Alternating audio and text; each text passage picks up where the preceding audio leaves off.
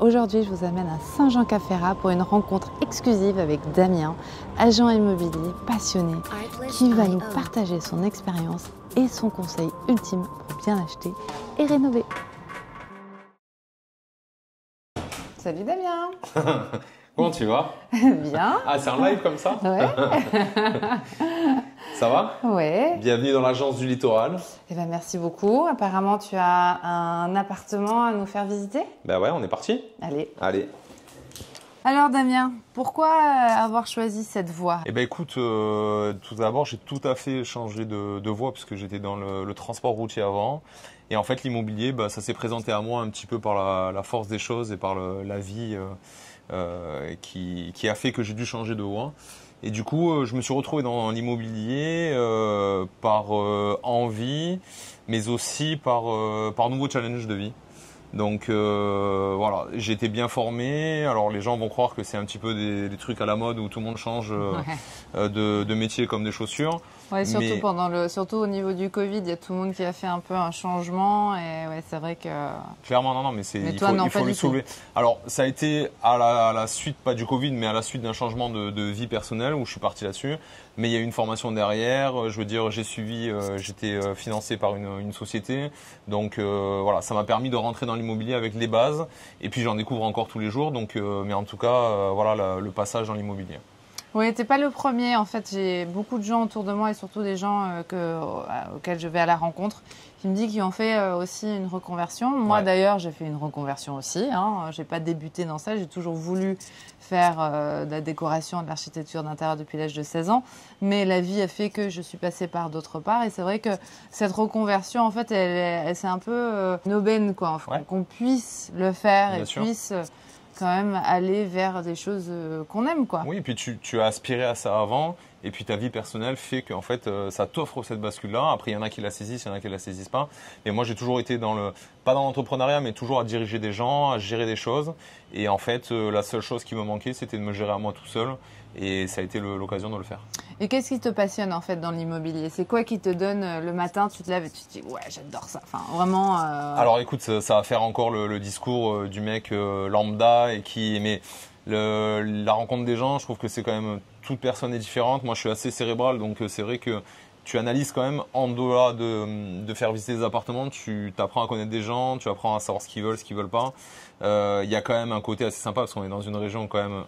Peut-être la plus belle région du monde, sans être chauvin, bien sûr. Du monde, on va dire du monde. Donc voilà, en plus j'ai la chance de pouvoir travailler sur plusieurs secteurs aujourd'hui, donc aussi bien Nice que Saint-Jean-Cap-Ferrat, donc j'en profite à fond.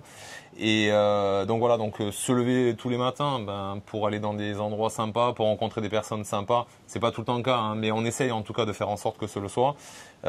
C'est déjà un leitmotiv assez sympa le matin quand tu te lèves. Ouais. Et au niveau de tes clients, tu as plutôt des clients en fait qui sont là pour investir ou est-ce que tu as des clients qui vraiment c'est leur premier appartement? Être du primo excédent, donc premier achat sur Nice, sur des appartements à 120 000 euros et ça va être de l'investissement locatif, ça va être alors sur Saint-Jean là c'est encore une autre dimension mais voilà ça touche vraiment et c'est ça qui est intéressant, c'est que tu vas accompagner les gens dans tous leurs projets. Aussi bien le petit jeune qui veut débuter où tu vas lui donner des conseils parce qu'il a jamais acheté rien de sa vie et donc du coup tu es un peu le papa poule et puis l'autre qui va arriver et qui lui va être plein d'investissement et qui va vouloir essayer de chercher la petite bête et du coup ça t'apprend tous les jours quoi.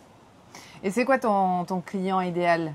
Donc ton client préféré vraiment, idéal. Alors, pas celui qui va acheter de suite, non, me dis pas ça. Mais vraiment c'est le client idéal, avec une belle enveloppe en plus. Ouais. Non, mais le client avec qui tu as le plus de joie en fait. Alors déjà, il faut savoir que on est un métier où on est assez discrédité dans le sens où les gens, et j'aime bien le dire à chaque fois, pensent qu'on ouvre juste une porte et on est juste là pour montrer un appartement sans fond derrière. Moi, le client, pour répondre à ta question, le client que j'aime, c'est déjà le client qui répond. Parce qu'il faut savoir que 90% des gens ne te répondent pas. Quand ce sont des gens qui font des démarches d'acheter des appartements, mais ils ne sont pas sûrs quand ils l'ont déjà fait. Donc toi, tu vas faire du travail pour eux. Ces gens-là ne n'ont pas de suivi. Donc pour moi, déjà, un super client, c'est un client qui va être dans l'échange avec toi. Déjà, rien que ça, tu vois, tu as déjà gagné 50% de ton travail. Et malheureusement, il n'y en a pas assez. Et je tiens à le souligner quand même parce que c'est vrai qu'on dit que les agents immobiliers, ils sont juste là pour le folklore. mais il y a du travail quand même derrière et souvent on est plus déçu que ce qu'on est content. Mais tu crois pas que justement les clients, ils ont un peu peur de répondre quand c'est négatif, quand ils n'ont pas trouvé le truc qu'ils aiment bien, ils ont peur de te décevoir, ils ont peur un petit peu de ce côté-là? C'est possible, je pense qu'il y a des gens qui sont comme ça. Après, moi, dans ma démarche à moi et dans ma manière de travailler, je suis authentique, je suis comme dans la vie de tous les jours. Donc j'essaie toujours de mettre les gens à l'aise, tu vois, de leur dire écoutez, ça vous plaît, ça vous plaît, ça vous plaît pas, on passe à autre chose.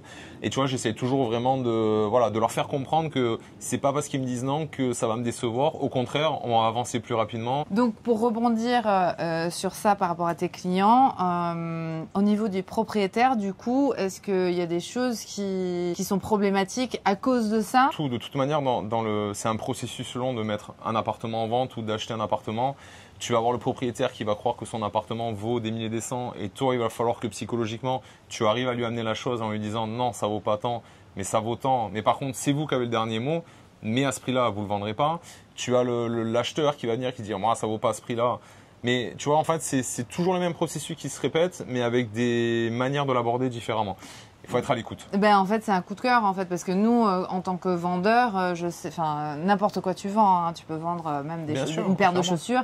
Vu que tu as un attachement psychologique et un attachement vraiment dessus, en fait, tu vas penser qu'il va valoir beaucoup plus qu'il l'est.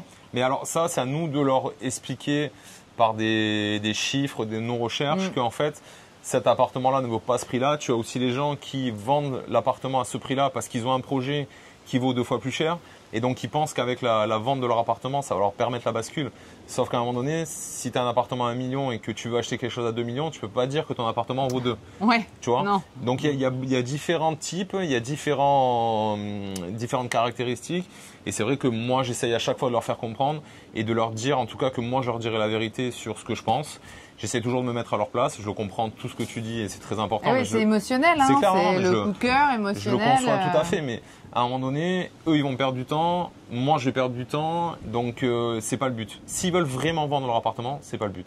Ouais, en fait, t'es le gendarme de tout le monde. T'es le gendarme, le psy. Alors, moi, j'irais plus le psy parce que faut analyser, Ouais. Mais oui, en fait, ce qui est super important, c'est de pas prendre les choses pour soi-même aussi, tu vois. Et souvent, les gens, comme tu dis, sont impliqués avec leurs biens. Donc, de suite, ils pensent que tu les agresses ou que tu... Et en fait, ils vont te le rétorquer d'une manière souvent négative. Et ça, non, faut pas prendre. En fait, ce sont des clients, c'est leur appartement, c'est leur vie que tu ne connais pas. Et c'est vrai qu'il faut prendre du recul par rapport à ça aussi. Est-ce que tu as une histoire vraiment très mauvaise, en fait, une anecdote? Parce que moi, je sais que tu me l'as faite. Ce truc de l'anecdote. Écoute, donc, je te la redonne. Une anecdote. Alors, c'est une anecdote qui... Ouais, j'en ai une. Où, en fait, ma première cliente que j'ai, dont mon patron me donne l'exclusivité, une petite jeune qui veut investir pour mettre en location. Et en fait, ça fait peut-être 1 mois que je suis dans l'agence. Et on visite, elle a un certain budget. Enfin, on commence à visiter. Premier appartement, coup de cœur. Donc, elle me dit, c'est celui-là que je veux, j'en démordrai pas. On fait la négo, je m'entends avec parce qu'il y avait un autre collègue en face. On s'entend avec la propriétaire, tout se passe bien.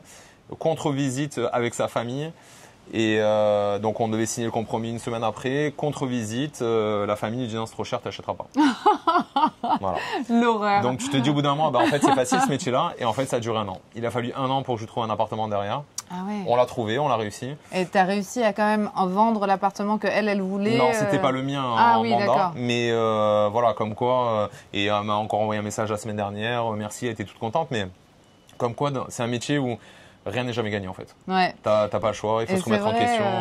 Ouais, mais c'est vrai que des fois, il y a des choses qui vont très rapidement, mais la plupart du temps, c'est combien à peu près de quand on veut acheter à quand on trouve et on déménage? Alors ça va dépendre du secteur, ça va dépendre du prix. Voilà, aujourd'hui on est sur... Mais là ici, dans ce secteur-là, généralement. Sur Saint-Jean-Cap-Ferrat, ça peut prendre 1 an, 1 an et demi. Tu vois, avant de vendre quelque chose.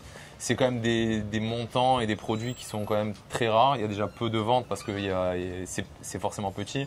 Après, tu vas aller sur des secteurs comme Nice et j'ai eu des affaires où en moins de 3 mois, tu vois, c'est réglé. Donc, c'est pour ça que le métier de l'immobilier, il faut être patient parce qu'une fois que tu as signé le compromis, tu as encore 3 mois derrière avant de toucher peut-être une com. Oui, mais parce que en fait, moi, j'ai des expériences en fait de gestion, en fait, enfin de vente et d'achat d'appartements qui vont très très vite parce que c'est des business en fait, c'est des Airbnb, etc. Et donc ce genre de biens-là avec de la comptabilité et donc du coup des clients, ça va très très vite. Donc c'est vrai que parce que c'est l'investissement, c'est juste des chiffres en fait.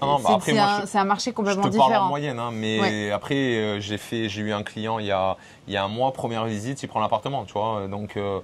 Mais voilà, sur le pot pourri, le pêle-mêle total, on va dire sur les 2-3 mois, il faut compter à peu près. Alors moi, j'ai une dernière question que je demande à tous mes invités ou toutes les personnes à qui je vais à la rencontre. C'est quel serait ton conseil ultime pour une rénovation bien réussie, vu de ton métier en fait? Seulement vu de ton métier, pas ce que toi tu ferais pour toi, par rapport à ton métier. Je pense que pour une rénovation réussite, il faut que ton budget soit réussi. Je m'entends, c'est que pour moi le plus important quand je discute avec les clients, alors c'est compliqué de ne pas me mettre à leur place comme tu dis, mais moi je fonctionne toujours comme ça. Je me dis si j'étais eux, est-ce que j'achèterais à ce prix-là et est-ce que je ferais ça? Donc moi j'ai eu la chance de connaître beaucoup de métiers manuels, donc ça me donne une idée globale de tout. Mais je pense que le plus important pour le client, avant de choisir une couleur, un matériau, quelque chose comme ça, c'est d'avoir un budget. Et souvent, ces gens-là, ils partent un peu dans tous les sens, malheureusement, quand ils font une rénovation. Et ils ne se rendent pas compte que ça peut coûter du simple au double assez rapidement. Et je trouve que la maîtrise du budget, un peu comme tout en fait, hein, dans la vie de tous les jours, je pense que pour une bonne rénovation, si tu arrives à la fin de ta rénovation, que tu es content et qu'en plus tu as respecté ton budget, c'est le plus, quoi. Ouais, bah c'est c'est le service que je propose aux clients, c'est de les accompagner. C'est vraiment de les accompagner avant même qu'ils achètent, de les accompagner et de comprendre leur budget, et de vraiment comprendre ce qu'ils veulent, parce que comme tu dis, les rénovations ça peut partir, mais vraiment du simple au double si on a une mauvaise préparation. Et je pense que même au niveau de la préparation d'acheter un bien, c'est la même chose. C'est comme tu disais avec ton anecdote, tu vas pas juste rentrer et dire ah j'aime, je prends. Si tu n'as pas le budget derrière c'est la même chose. Non, et c'est pour ça que tu as beaucoup de gens qui se retrouvent avec des très beaux appartements, mais en fait, ils ont la moitié d'une cuisine, la moitié d'une salle de bain, parce qu'ils ont commencé, ils n'arrivent pas à finir. Non seulement ils n'arrivent pas à finir parce qu'ils le font tout seuls, mais en plus de ça, ils ont mal budgété leur truc. Donc c'est pour ça que moi, justement, j'ai envie de communiquer ça. De toute façon, tu as raison, tout se rejoint. Et surtout, moi, ce que je leur dis à chaque fois, c'est entourez-vous de professionnels. Il ne faut pas avoir honte de demander. Alors, ça va peut-être avoir un certain coût, il n'y a pas de souci. Et nous, on le voit surtout à la revente, ce genre de réflexion, parce que les gens vont te dire, mais moi, je l'ai payé tant, j'ai mis tant de budget, donc il vaut tant. Mais non, mais parce que peut-être que si tu avais été plus intelligente, tu aurais eu la moitié de budget en travaux, et aujourd'hui, il vaudrait son vrai prix. Donc voilà, c'est vrai qu'on le voit souvent sur la revente. C'est quoi pour toi la limite en fait de ce que les gens devraient investir au niveau pourcentage par rapport à leur rénovation? Nous, on part du principe qu'une rénovation, il faut compter entre 1 000 et 1 500 euros du mètre carré, sans s'enflammer, une fois de plus. À prendre en compte s'il y a des fenêtres, s'il y a des cuisines, s'il y a des sanitaires, ce sont les postes qui coûtent les plus chers, sanitaires, salle de bain, douche, WC. Donc c'est pour ça qu'à chaque fois, on essaie quand même de dire aux gens, attention, il y a ça, ça, ça. Les postes fenêtres aussi, ce sont des postes qui coûtent très cher. En parlant de rénovation. Ouais, donc du coup, toi, ton conseil, c'est vraiment faire attention à son budget et faire appel à des professionnels. Exactement. Non, mais tu sais, c'est très important de s'entourer de gens en qui on a confiance déjà et de gens que tu peux recommander. Parce que moi, je pars du principe que si je te recommande, c'est que je sais que derrière, moi, je vais être tranquille. Alors, on ne parle pas une fois plus parce que les gens ils vont te dire oui, mais si tu m'envoies vers elle, c'est que tu touches quelque chose. Attention, on enlève cette idée-là, c'est des conneries. Moi, en fait, je veux juste être tranquille, que mon client soit tranquille. Et dans ce cas-là, tu vois, c'est pour ça que je recommande les gens, que ce soit dans le manuel, que ce soit dans ton métier. Mais c'est juste de la tranquillité que tu achètes et de la sérénité pour ton client. C'est ma manière de voir la chose en tout cas. Eh ben merci beaucoup. Merci à toi. On va y aller parce que. Il s'arrête pas. Les paysagistes travaillent. Voilà. C'est pas des rénovations, mais c'est de l'entretien. Et là, il va pas s'arrêter. Merci à toi. Ciao. Allez.